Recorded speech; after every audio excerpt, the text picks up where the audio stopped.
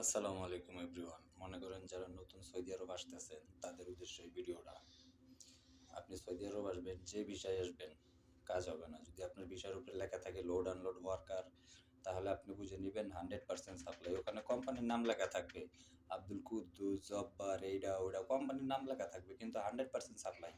আর আপনি যদি কোম্পানিতে আসেন, যে ভিসায় আসবেন সেই ভিসা, যেমন cleaner, food delivery, house driver বা এগুলা যদি আপনি আসেন, ওখানে ভিসার উপরে লেখা থাকবে যে আপনি এই কাজের দক্ষতা।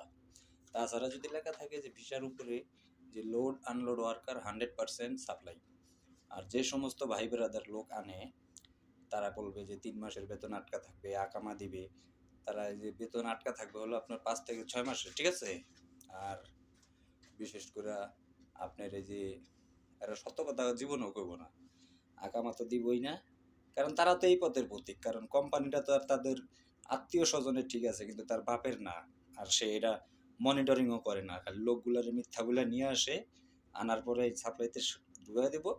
তারপরে আপনার জীবন আপনার গুছাই নিতে হবে, তেনা তেনা হোক আর সিরা খাতা হোক, ওটা একমাত্র আপনার ইচ্ছা।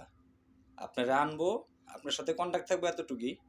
এয়ারপোর্ট থেকে নিয়ে আসবে, কাজ দিবে, এরপরে এর দায়িত্ব শেষ। তারপরে যত ঝামেলা হবে সব আপনার উপরে।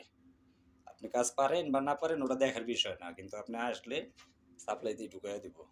কারণ এখানে নিজস্ব গতি ছাড়া কাজ হবে না। আপনি যে কাজের দক্ষতাই জানেন ওইটাই আপনাকে করতে হবে, ঠিক আছে? এখানে আইসা যদি বলেন যে পারবো না, এটা না সেটা না, হবে না, করতে হবে। আর অবশ্যই এটা যাচাই করে আসবেন, ঠিক আছে? ভিসার উপরে লোড আনলোড ওয়ার্কার মানেই আপনি 100% সাপ্লাই, এতে কোনো ভেজাল নাই। ঠিক আছে, ভালো থাকেন।